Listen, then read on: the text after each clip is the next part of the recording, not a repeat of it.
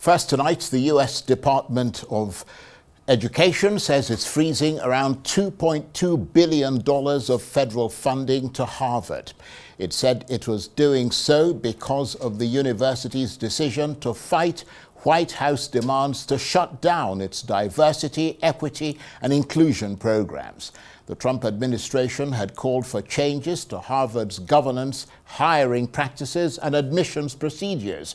But in a written statement, the university's president, Alan Garber, said Harvard would not surrender its independence or its constitutional rights. It said the demands amounted to government control and stressed that cuts in funding would jeopardize research that could lead to life-changing advances. The Trump administration says it's trying to curb what it sees as left-wing bias and activism on student campuses. In contrast to Harvard, Columbia University has agreed to work with the administration.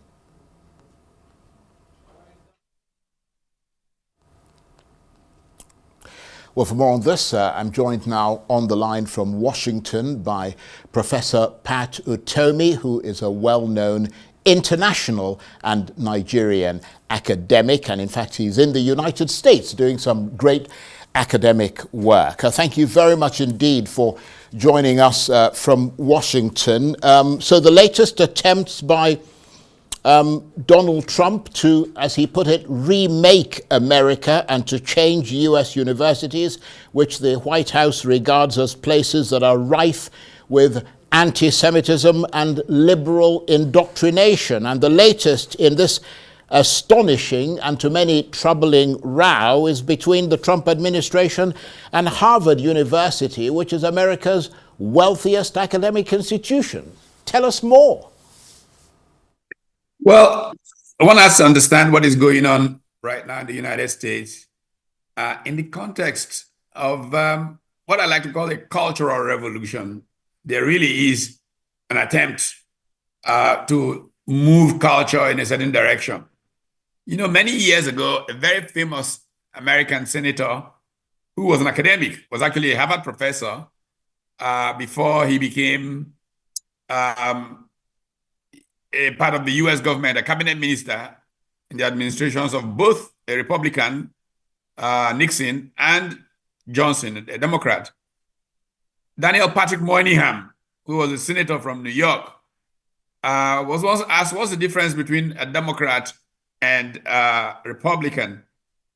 And Senator Moynihan, a great sage I used to enjoy watching on television when I was in grad school here nearly 50 years ago, said, well, there are two truths that govern how you see the world here from Washington.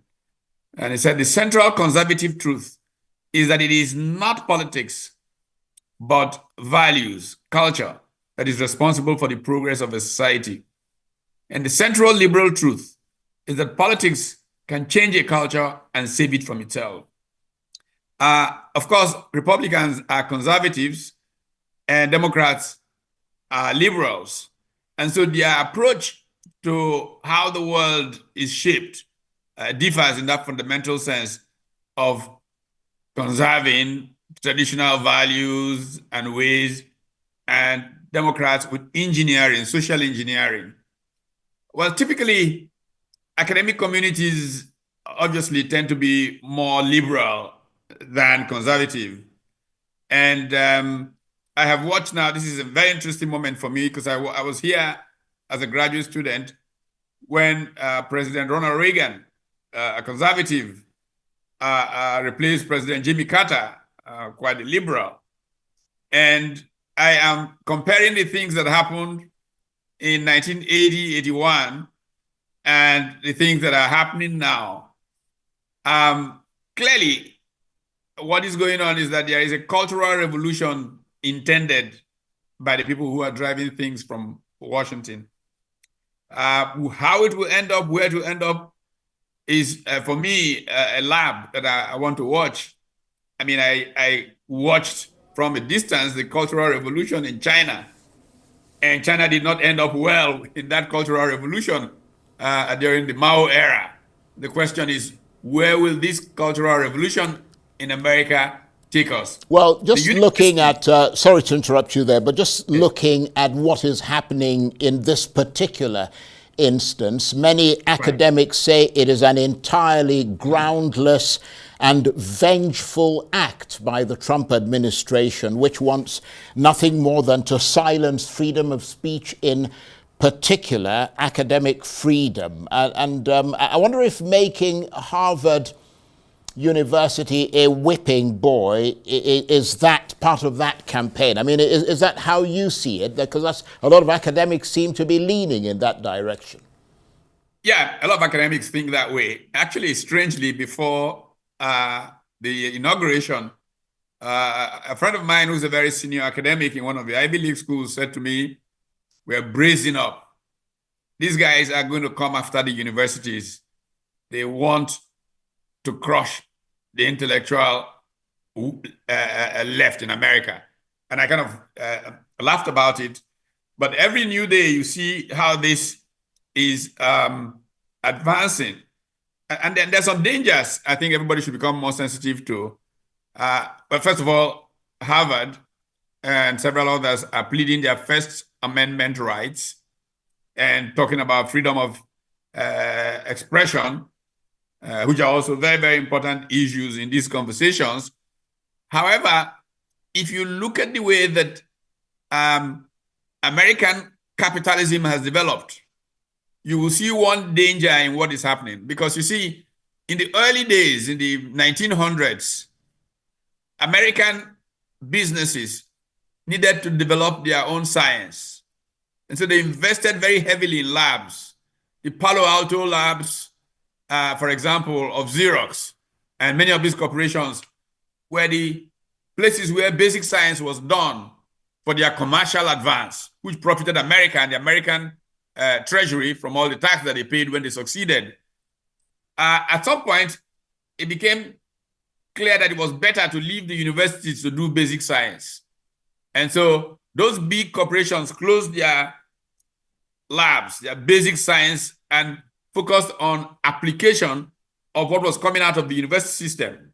And so most of the funding that go to these universities coming from government are actually designed to stimulate the competitiveness of American economy. So there is a bit of a paradox in America wanting to become more competitive and then threatening the independence of thought that leads to knowledge production, which drives American industry success. That's a very important point. That's a very good point that you make. Well, the administration is saying that they have many problems with what is happening at Harvard. They say that the viewpoints which are being expressed in the university are nowhere near being diverse enough. The suggestion being that it's too liberal and there are barely any conservatives there. I mean, what's your assessment of that position? Well, I'm not sure, people, it's a judgment call. There are people who think that the universities are too liberal, but there are also great conservatives in the university system. I think that universities owe it to knowledge creation generally to have a balance of thought and to be open enough to allow a free reign of people from so-called left and right. If you go back to the idea of a university, go back to John Cardinal Newman, the importance of freedom for the academic is critical to effectiveness of the idea of a university. But again, like Newman would argue, a university is for the purpose of society, and therefore how it makes people, in terms of their values and all of that, better people is important. And so it's a good time for reflection for the university system to look at how it goes about that business of creating not only knowledge, but culture.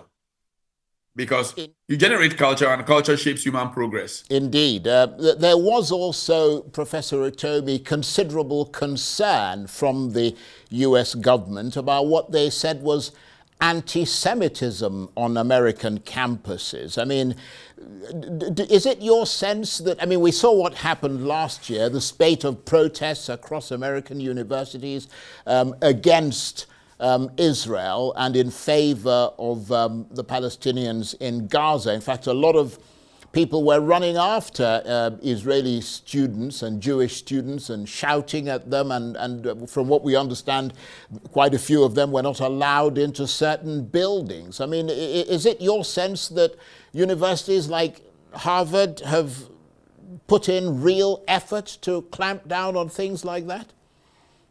No, I think it's important that the kind of culture that we produce in the university system, whether it's at Harvard or at Michigan State, should be one that respects the freedom of all, whether they be Jews, they be Africans, or they be very conservative or liberal.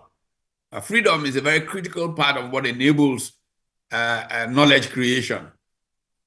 So where the universities are in want in that regard, I think it is important for universities to rethink. But it's also, in my view, not helpful for the generation of ideas, for there to be effort to control academic thinking. And go back to, look, one of the things I'm doing is writing a book right now that rethinks economic development theory history. And you look at some of the so-called modernization paradigms going into the thoughts of the dependistas coming. In America, there was a significant influence of funding agencies from government on early thinking about modernization, where Walt W. Rostow proposed his basic thesis. A very highly regarded scholar at UC Berkeley back in those days, Reinhard Bendix, actually wrote a book that was titled Embattled Reason. It was essentially a critique of the American Social Science Research Council and the paradigms that came out of there and how that shaped thinking about development.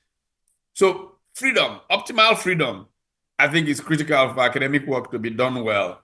Whether this freedom prevents too much leaning to the left or too much leaning to the right, that's another matter, but the guardians of the university have a duty to ensure that the boundaries allow for all spheres to bloom. Well, absolutely. And of course, the withdrawal of more than $2 billion of federal funding from Harvard, I mean, the assessment is still being made, but of how it's going to have an impact. But I mean, Harvard says it's braced for that and that the university has been managing this in advance. And they say that no price is too high to pay for freedom. And that appears to be the very general sense around the university at the moment. They also suggest that they have the resources, at least in the short term, to fight this off. And of course, compared to Nigerian universities, I mean, Harvard, is the richest. Harvard is richer than Nigeria. Not just Nigerian universities. Harvard is the richest university in America, and it's the academic leader in the country, isn't it? Oh, well, yeah, but these things are not so fast. There are some areas where Harvard has leadership. There are areas where other universities have leadership. But Harvard is a major university, and there is no question that the direction that they take will influence things significantly. I think that America's institutions have been famous for being strong. We're seeing what looks like a weakening of some of the institutions lately, but those institutional barriers, those, if you will, boundaries, may help the pushback. As you have said, some Harvard professors are going to court. The courts may hold up some things and there may be pushback that will relax the pressure on them. And no one knows how things will play out with the courts, but it's an important part of the system that American institutions are traditionally strong and that they have been responsible for where America has been. And just before we let you go, I mean, you are, of course, in the United States. I mean, you are in Washington, which is the US capital. I mean, what's the reaction to all this in the wider American society? Is there a sense, as Harvard sees it, that the Trump administration is very obviously and very deliberately trying to take down one of the bastions of freedom of inquiry and of critical thought and of civil society writ large in the United States? I think Americans are still a little dazed at what is going on. Most Americans that I meet, many supported the administration's general views about the way the world is, and especially because I think the Democrats in the liberalization of things may have gone far to the left of central thinking America, especially around issues of maybe gay rights and the right and the rest. So in some ways, lumping the gains that African Americans have made from hundreds of years of struggle to be recognized for what they have suffered in this system where they have contributed significantly to building, lumping their struggle with LGBTQ struggles. Some people explain that the LGBTQ people had more money, and so the, if you will, the struggle of affirmative action was then lumped together with their struggle, and this made them generally more vulnerable to the surge of the right. Like I said, when Reagan was elected, I saw Jerry Falwell, the moral majority, gain, if you will, on the system at that time. And there's a really nice book that has come out about how billionaires have funded the advance of the new right that has brought the incumbent to office. And it will take liberals understanding what has happened and how far they pushed and why it made it easy to organize against liberal thinking in America for an appropriate response to where America is today. Prof, I want to thank you very much indeed. I mean, it really has been nice talking with you, and you know, I know you're busy, so we appreciate the time. Professor Pat Utomi is a professor of political economy and a political historian. He's in America doing some tremendous academic work, and he was talking to us there from Washington.